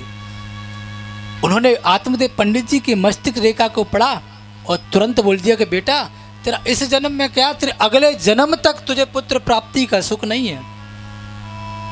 तुझे इस जन्म की तो छोड़, अगले जन्म तक तुझे पुत्र प्राप्ति का सुख नहीं है। आत्मदेव पंडित जी ने कहा कि महाराज आप तो संत हैं, आप तो कुछ भी कर सकते हैं, आप तो संत हैं, आप तो कुछ भी कर सकते हैं। अगर आप इसका उपाय नहीं निकालेंगे तो कौन निकालेगा? आप कुछ कीजिए महाराज। संतों का क्या है, बेचारे नौनी की तरह होते हैं। जैसे नौनी होती है, नौनी उसको रखो तुरंत पिघल जाती। ऐसे ही संतों का हृदय होता है, करुणावान होता है। कि संत हृदय नव नीत समाना, संतों का हृदय कैसा होता है? नवनीत समान, नौनी की तरह होता है, पिघल जाता है। कहा कबीर पर कहीं नहीं जाना, ऐसा होता है संतों का हृदय। तुरंत भी कह दिया, एक तो ये कह दिया गोस्वामी तुलसीदास जी ने कि संत हृदय नवनीत समाना, और कहा कबीर पर कहीं नहीं जाना। और तुरंत कह दिया कि नौनी को तो अगर फ्रिज में रखोगे तो वो कठोर हो जाओगी, जब उसको अग्नि पर रखोगे जब वो पिघलती है। लेकिन संतों का हृदय ऐसा नहीं है। निज प्रताप द्रवय नवनीता, पर दुख द्रवय संत सपुनीता। उनका तो हृदय सदा के लिए पिघला रहता है, उनका कठोर होता ही नहीं है। उन्होंने कहा कि ठीक है, लेकिन बेटा एक बात याद रखना, आज तुम्हारे पुत्र नहीं है तो तुमको अब दुख है, लेकिन पुत्र हो जाने के बाद अगर पुत्र किसी का कुपुत्र निकल जाए जो बाप का नाम डुबा दे, पुत्र अगर किसी का कुपुत्र निकल जाए जो बाप का नाम डुबा दे, तो वो अब तो तुम एक बार रो रहे हो, फिर तो तुम जिंदगी भर रोओगे। अब तो तुम एक बार रो रहे हो कि मेरा पुत्र नहीं है, पुत्र नहीं है। अगर किसी का पुत्र होकर के कुपुत्र निकल जाए तो तुम जिंदगी भर रोओगे। पुत्र को भी सोचना चाहिए, कहते ना कि माता पिताओं को भी ऐसे पुत्र को जन्म देना चाहिए कि वो भी सीना ठोक करके कह दें कि ये मेरा बेटा है, जिससे बाप के नाम से तो दुनिया जानती है कि फलाने का बेटा है, अगर बेटा के नाम से जना दे तो वही तो सबसे बड़ा पुत्र होता है। कि ये फलाने सिंह के पिताजी हैं, अगर उसको जना दे वही सबसे बड़ा पुत्र होता है, वही सौभाग्यशाली होता है। एक बाप को भी लगे कि मैंने किसी शेर को जन्म दिया है, बाकी की तो सुन आते हैं और खा करके तुरंत जैसे आए, कुछ धरती पर किया नहीं, और जैसे आए थे वैसे के वैसे ही चले गए, तो वो पुत्र कहलाने के अधिकारी नहीं है। ताली बजाया करो जोर से। अगर किसी के बाप महताई को भी लगे कि मैंने किसी शेर को जन्म दिया है कि देख मेरा बेटा है, किसी को संत बनाओ, किसी को भक्त बनाओ, किसी को खुश बनाओ, लेकिन कम से कम एक बार बेटा के नाम से बाप जान जाए, वही सबसे बड़ा पुत्र होता है। बेटा आज तुम एक पुत्र के लिए रो रहे हो, लेकिन मैं कह रहा हूं अगर तुम्हारा पुत्र कुपुत्र निकलेगा तुम जिंदगी भर रोओगे। मेरी कोई बात नहीं, मैं तो तुमको संत हूं, मैं तो तुम्हें प्रसादी दे दूंगा, आशीर्वाद दे दूंगा कि जिससे तुम्हारे पुत्र हो जाएगा। और उन संत ने एक फल दिया कि ले पंडित जी आप अपनी पत्नी को जाकर के खिला देना, और जिससे तुम्हारी पत्नी गर्भवती हो जाएगी और आपके घर पुत्र की प्राप्ति हो जाएगी।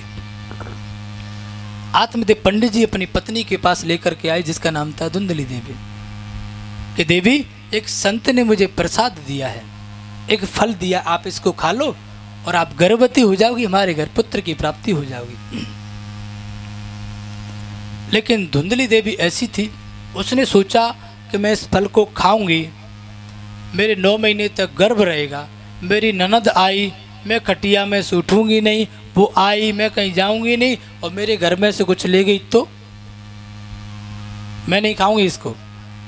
उसने क्या किया, उसकी एक सहेली थी, उससे बोला कि देख तेरे पास धन नहीं है और मेरे पास पुत्र नहीं है, तेरे पास पुत्र है और मेरे पास धन है, तू ऐसा कर अगली बार जो तेरा पुत्र हो ना तो उसे मुझे दे देना, मैं तुझे इसके बदले बहुत सारा धन दूंगी। उसने कहा ठीक है बहन, कि लेकिन इस संत ने जो फल दिया इसका क्या करें, कि ऐसा करते हैं कि संत की परीक्षा के लिए इस फल को गाय को खिला देते हैं, संत की परीक्षा लेनी है। उन्होंने क्या किया, उस फल को तो गाय को खिला दिया। समय आने पर उसकी जो सहेली थी उसके पुत्र हुआ, और उस धुंधली देवी ने ले लिया और आकर के बोल दिया कि स्वामी मेरे पुत्र हुआ है, मेरे पुत्र हुआ है। आत्मदेव पंडित जी महाराज बहुत खुश हो गए कि मुंचा ज्ञानम प्रजारूपम बलिष्ठा कर्मणो गति आत्मदेव पंडित जी महाराज बड़े खुश हो गए कि आज मेरे घर पुत्र का जन्म हुआ है, दुनिया मुझे ताने तो नहीं मारेगी। इधर सहेलीसी तो पुत्र ले लिया और जो फल खिलाया था गाय को, उसने भी एक सुंदर बछड़े को जन्म दिया। वो कैसे थे? उनका नाम रखा गोकर्ण जी महाराज, और इनके जब पुत्र हुआ उसका नाम रखा था धुंधकारी।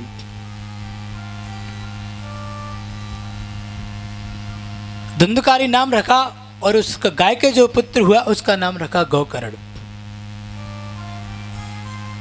उसके बाद धुंधकारी थोड़ा बड़ा हुआ। अब धुंधकारी क्या करता, कभी छोटे छोटे सिक्कों से खेलने लगा, फिर बड़े बड़े पैसों से खेलने लगा, चोरी करने लगा, शराब पीने लगा, जुआ खेलने लगा, और तो और डकैती करने लगा धुंधकारी। उसकी माँ ने उसको बहुत समझाया कि बेटा ये मत कर। माँ से बोला चुप रह,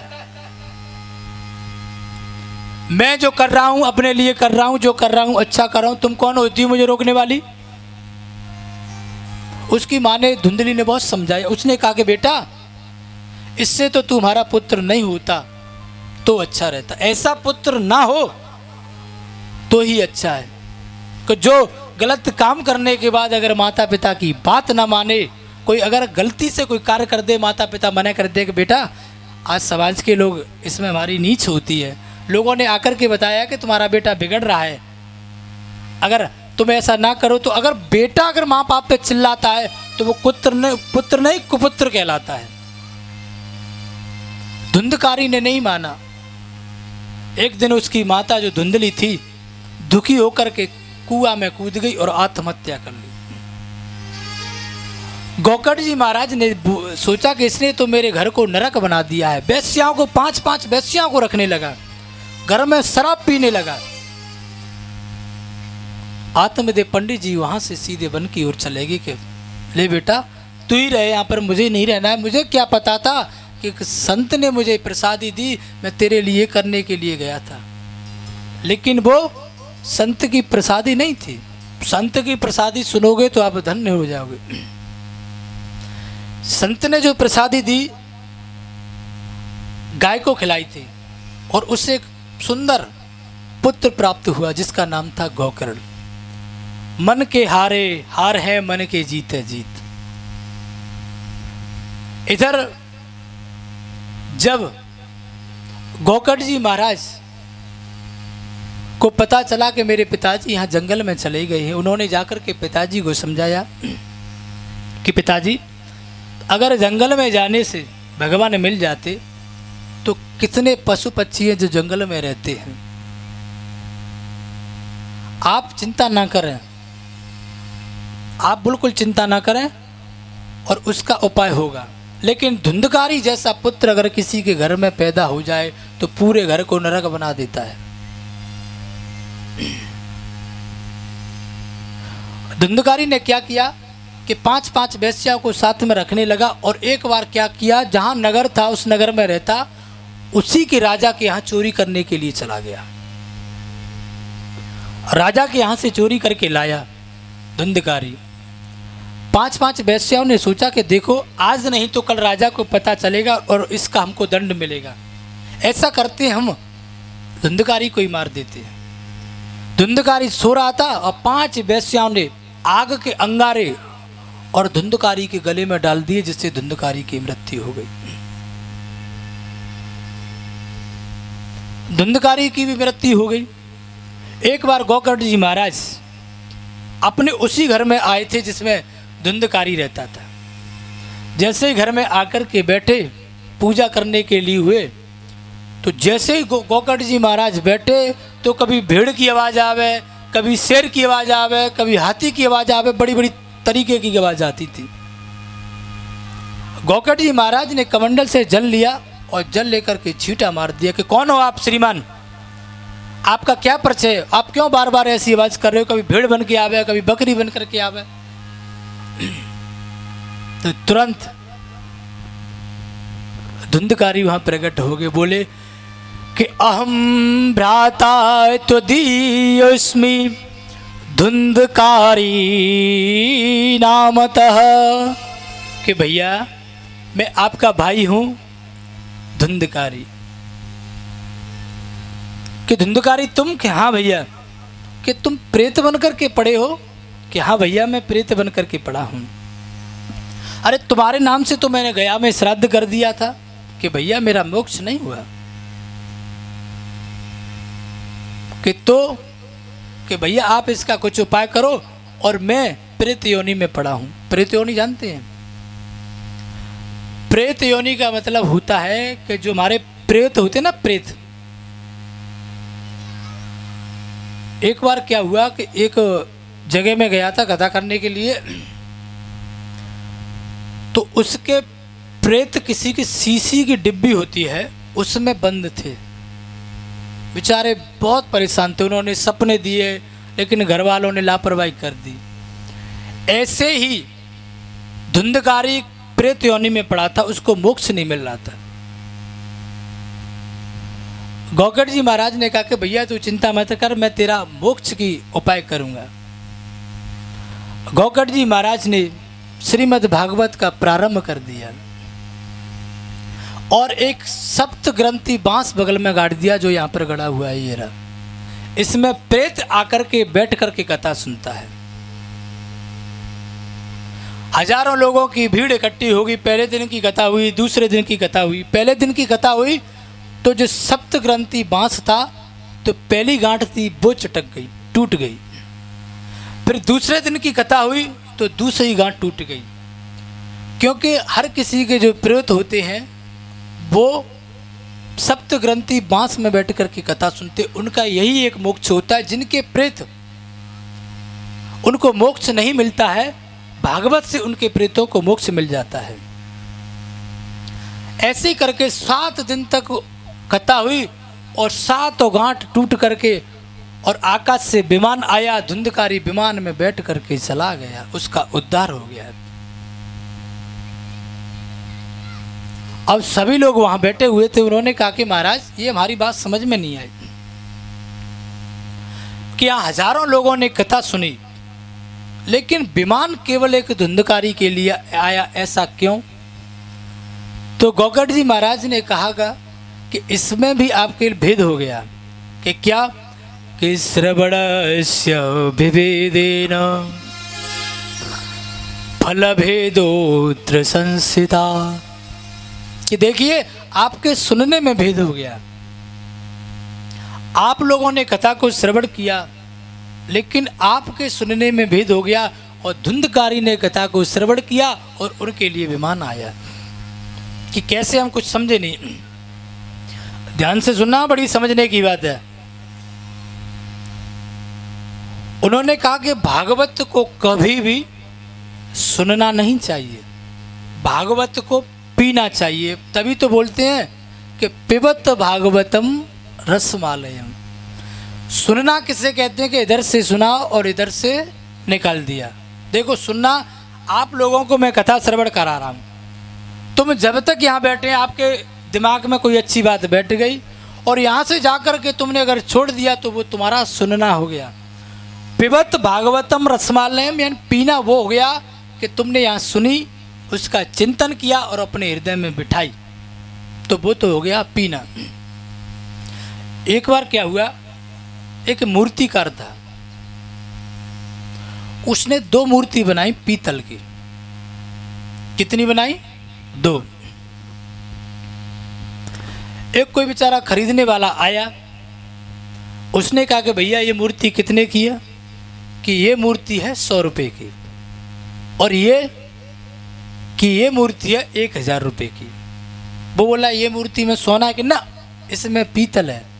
कि तो इसमें वजन ज़्यादा है? कि ना, सेम वजन है, ना सोना है न चांदी है, दोनों मूर्ति पीतल की हैं और सेम वजन है। कि तो भैया इसका 100 रुपये क्यों और इसका 1000 क्यों? उधर से एक संत निकल के जा रहे थे, उन्होंने उसकी चर्चा को सुना। संत निकल के जा रहे थे, उन्होंने कहा कि क्या हुआ? कि संत भगवान दोनों मूर्ति पीतल की हैं, बेचने वाला बता रहा है। और दोनों मूर्तियों का सेम वजन है। एक मूर्ति 100 रुपए की है और एक मूर्ति 1000 रुपए की है। आप बताइए क्या अंतर है। संत भगवान ने कहा कि 1 मिनट रुकिए। उन्होंने एक सूतली ली। उन्होंने जो 100 रुपए वाली मूर्ति थी उसके कान में सूतली डाली, इधर से डाली और इधर से निकल गई। उन्होंने कहा कि ये तो 100 रुपए की है। जो 1000 रुपए वाली मूर्ति थी उन्होंने उसमें एक कान में सूतली डाली और वो पानी निकली, वो अंदर चली गई। उन्होंने कहा कि ये 1000 रुपए की है। क्यों? कि एक तो होता है सुनना, जिसने एक कान से सुना इधर से चला गया वो तो आज व्यक्ति हो गया 100 रुपए वाला, और जिसने सुनने के बाद अपने हृदय में बिठा लिया वो व्यक्ति हो गया 1000 रुपए वाला। तो भागवत को कभी सुनना नहीं चाहिए, उसको तो श्रवण करना चाहिए। पिबत भागवतम पीना चाहिए। कि महाराज इसलिए धुंधकारी ने कथा को श्रवण किया, एकाग्र मन होकर के। उन्होंने ना कुछ देखा ना कुछ किया, केवल अपना मन श्रीमद् भागवत सुनने के लिए लगा दिया, श्रवण करने के लिए लगा दिया। इसलिए उनके लिए आकाश से विमान आया। देखिए श्रोता भी 3 प्रकार के होते हैं। एक होता है सरोता। सरोता तो जानते होंगे, सरोता किसे कहते हैं? सरोता जो सुपारी काटता है। क्या काटता है? सुपारी, उसको बोलते हैं सरोता। जिसकी जीभ वो कभी रुकता नहीं, कट कट कट कैसे काटता ही रहता है। वो तो एक तो होता है सरोता जो आकर के पांडाल में बैठ गया। अरे ब्याज जी तो हमारे गाँव गई है, जगह कम पड़ गई, ठीक है कूलर लगे, उसने 3-4 घंटे इसी में लगा दिए। वो तो होता है सरोता। उसने कथा के तत्व को पहचाना ही नहीं, केवल 3-4 घंटे आया और इसी में लगा रहा। अरे ब्याज जी है, कूलर जे है, चैनल वाला ये है, पेड़ बीच में आ गया, उसने तमाम कमियां निकाल दी। ये तो हो गया सरोता।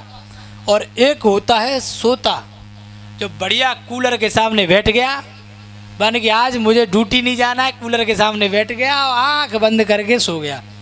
और जैसे ही भागवत समाप्त हुई, ब्याज जी ने जयकारा लगाया, बोले बांके बिहारी लाल की, तुरंत अरे वानी भागवत तो समाप्त हो। जो होता है सोता।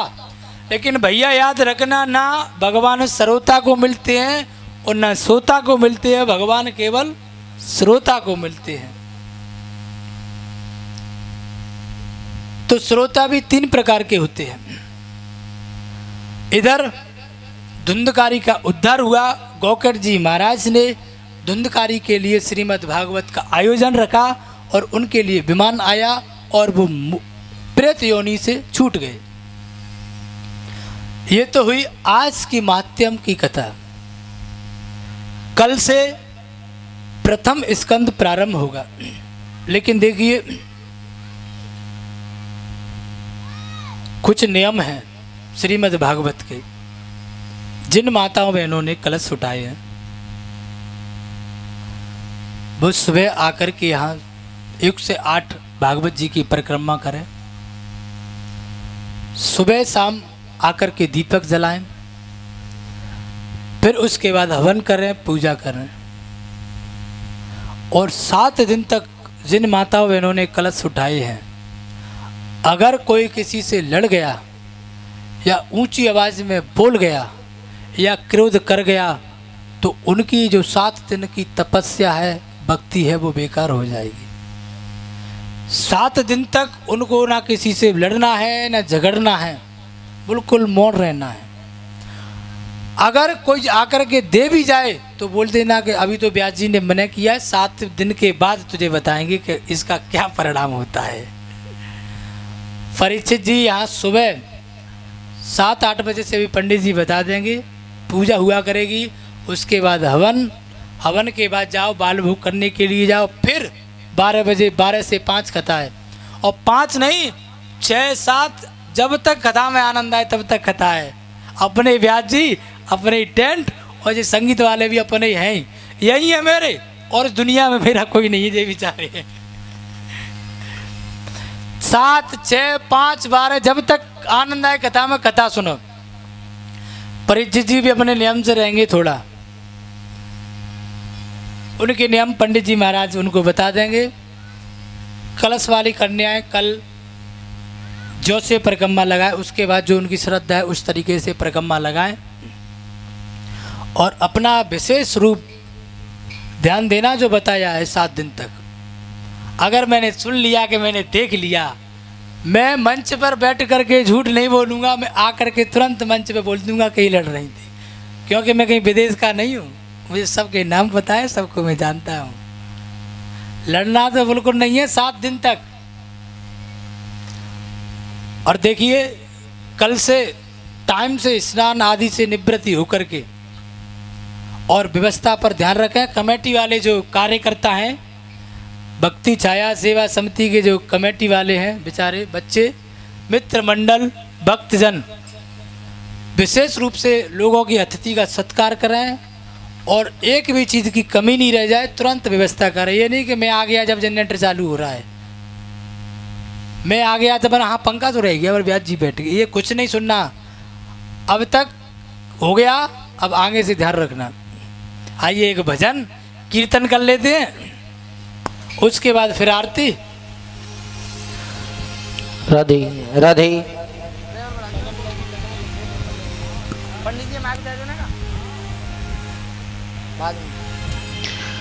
ये दुनिया पागल खाना है, यहाँ पागल आते जाते हैं, अपना अपना कहने वाले सब पागल बन के जाते। एक मिनट देखो, आज कलश यात्रा हुई है, मुझे पता है कि सब लोग बेचारे परेशान हो गए। अब इतने भी परेशान हो गए हैं, 12 बजे से 4 घंटे का टाइम मिल गया, हरारत दूर हो गई होगी, खड़े होते हुए नृत्य करते हुए झूमते हुए उसके बाद फिर आरती। कोई पागल है धन दौलत का, कोई पागल बेटे नारी का, पर सच्चा पागल वो ही है जो पागल बांके बिहारी का। अरे ये कहना है, हो राधा रानी को हमारी ब्रज की ठकुरानी को, अरे मिश्री सो मिश्री सो मिश्री सो मीठो नाम हमारी राधा रानी को, मिश्री सो मीठो नाम हमारी राधा रानी को।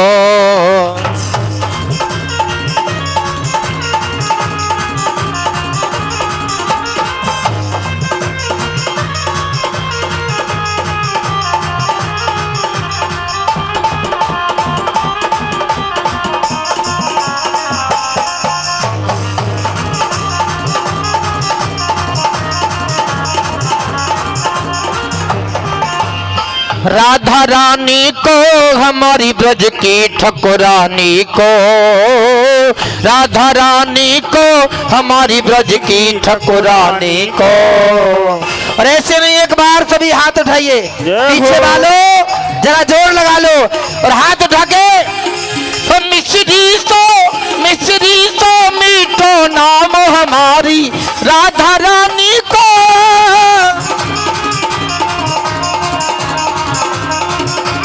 हरि बोल।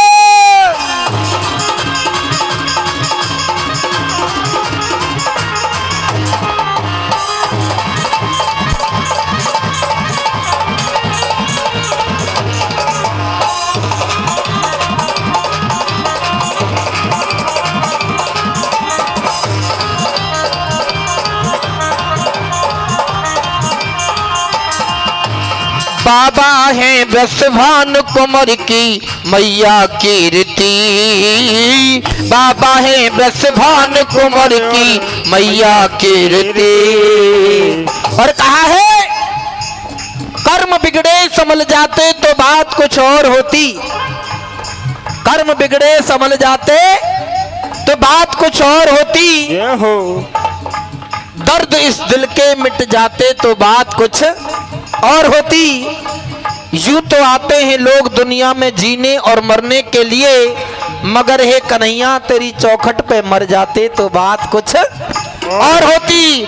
इसलिए हे चरणन को जाकर श्याम हमारी राधा रानी को।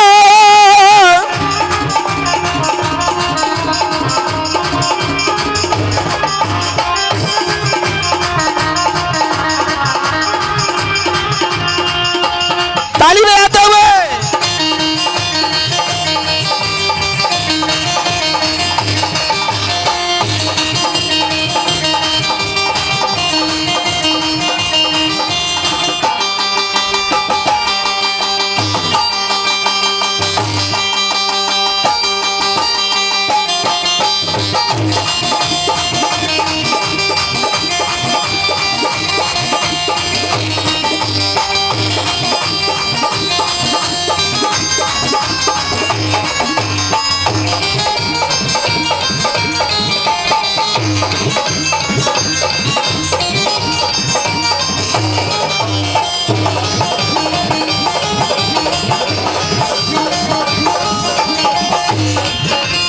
तीन लोक की है मेरी स्वामिन श्यामा श्यामा जो।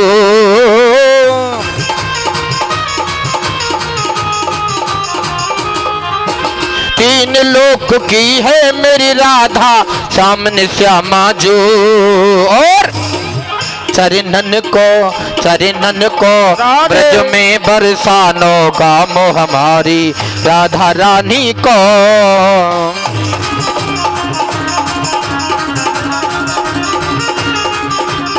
और इसी के साथ सभी भक्त अपने स्थान पर खड़े हो जाइए सभी।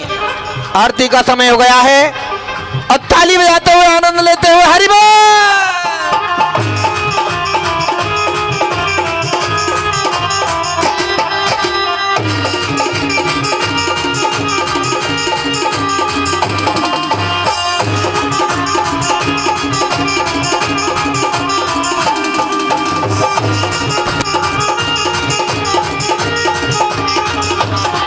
और कहा है तेरा मेरा मेल मिलना क्या फायदा इस यारी का। तेरा मेरा मेल मिलना क्या फायदा इस यारी का। नाथ मेरा नंदी पे चाले मन चसकार फरारी दा।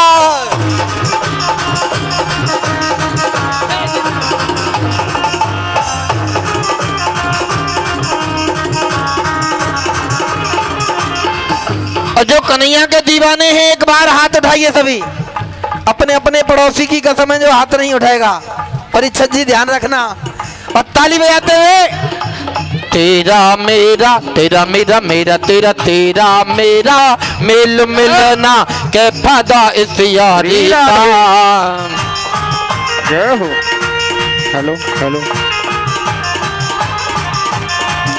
भोला जी मेरा नंदी पे चाले मन चसकार फरारी दा। हरि बोल। क्या बात है।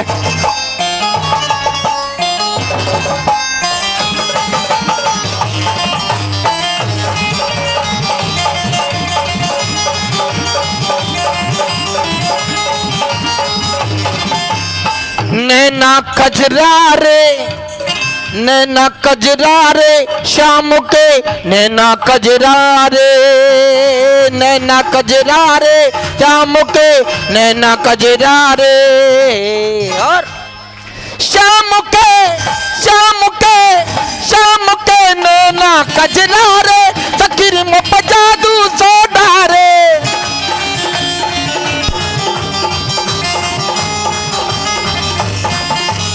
नैना गजरा रे जगिरी मेरे नैना गजरा रे सखीरी बके नैना गजरा रे। शाम के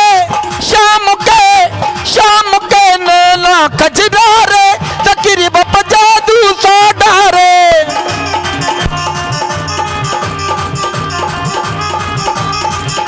श्याम के नैना गजरारे तगिरी मुभ जादू सोडारे श्याम के नैना गजरारे तगिरी मुभ जादू सोडारे श्याम के नैना गजरारे तगिरी मुभ जादू सोडारे तगिरी मुभ जादू सोडारे तगिरी मुभ जादू सोडारे।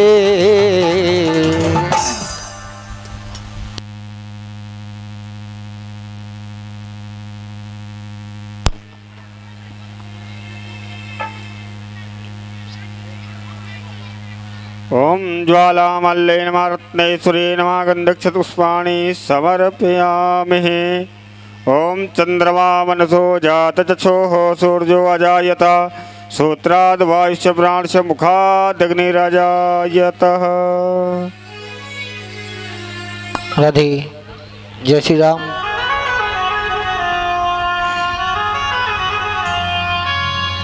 बांके बिहारी तेरी आरती गा बांके बिहारी तेरी आरती गाओ बांके बिहारी तेरी आरती गाओ आरती गाओ प्यारे तो ही को मनाओ आरती गाऊं प्यारे तुम्ही को मनाऊं। हे गिरधर तेरी आरती गा हे गिरधर तेरी आरती गाऊं। बांके बिहारी तेरी आरती गाओ बांके बिहारी तेरी आरती गाऊं। मोरा मुकुट तेरे शीश पे सोहा मोरा मुकुट तेरे शीश पे तो है। प्यारी मुरली मेरा मन मोह प्यारी मुरली मेरो मन मोहे। वाह मुरली पे मैं बलि बलि जाओ वाह मुरली पे मैं वली वली जाऊं। बांके बिहारी तेरी आरती गाओ।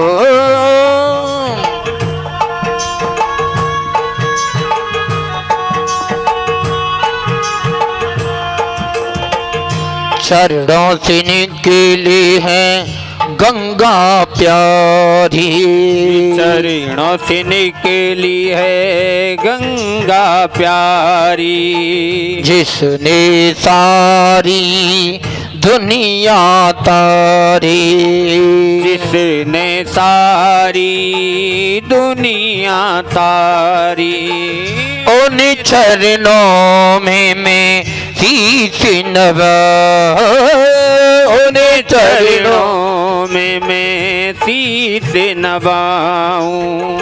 बांके बिहारी तेरी आरती गाओ बांके बिहारी तेरी आरती गाऊं। व्यास अनाथ के नाथ आप हो व्यास अनाथ के नाथ आप हो।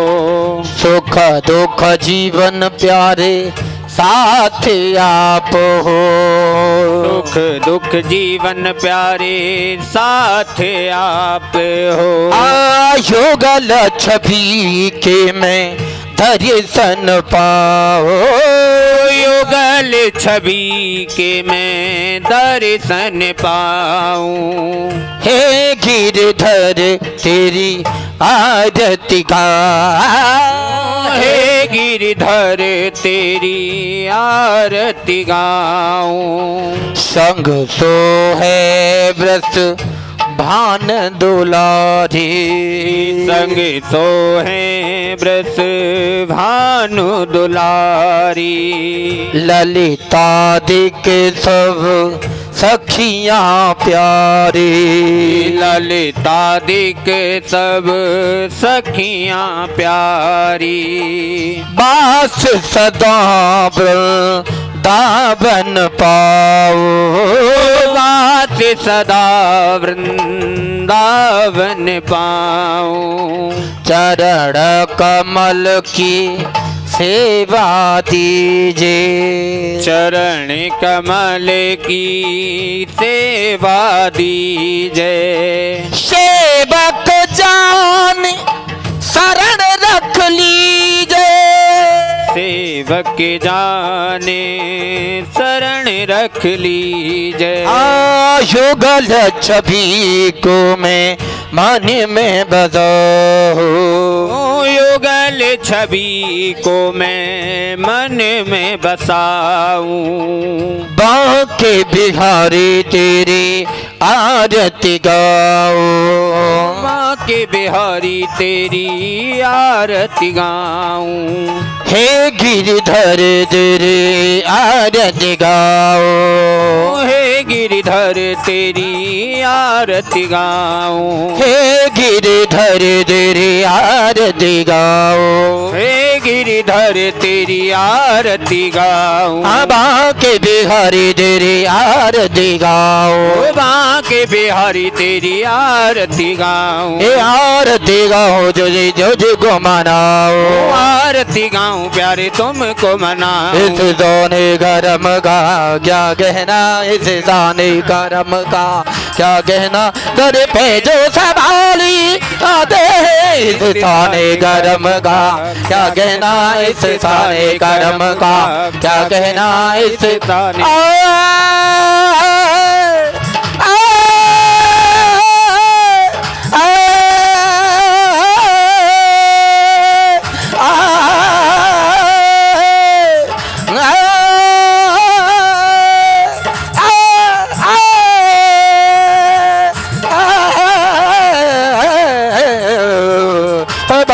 बिहारी तेरी आरती गाओ, बांके बिहारी तेरी आरती गाओ, बांके बिहारी तेरी आरती गाओ, बांके बिहारी तेरी आरती गाओ, बांके बिहारी तेरी आरती गाओ, बांके बिहारी तेरी आरती गाओ।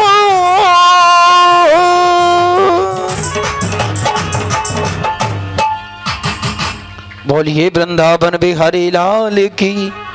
ओम जलेन शीतलीकरणं पुष्पादिदेवादिवन्दनं ध्यो शान्तिरन्तरिक्षं शान्तिः पृथिवी शान्तिरापः शान्तिरोषधयः शान्तिः वनस्पतयः शान्तिः पृथिवी देवाः शान्ति ब्रह्म शान्ति सर्वगुण शान्ति शान्तिरेव शान्ति श्यामा शान्तिरधि। अथ मन्त्रपुष्पाञ्जलिम्। हरिः ओम यजनेन जनमयन्त देवास्तानि धर्माणि प्रथमान्यासन्नातेह नाकं महिमानः सचन्तचरपूर्वे साध्याः शान्तिदेवाः। हरिः ओम एकदन्ताय विद्महे वक्रतुण्डाय धीमहि तन्नो दन्तिः प्रचोदयात्।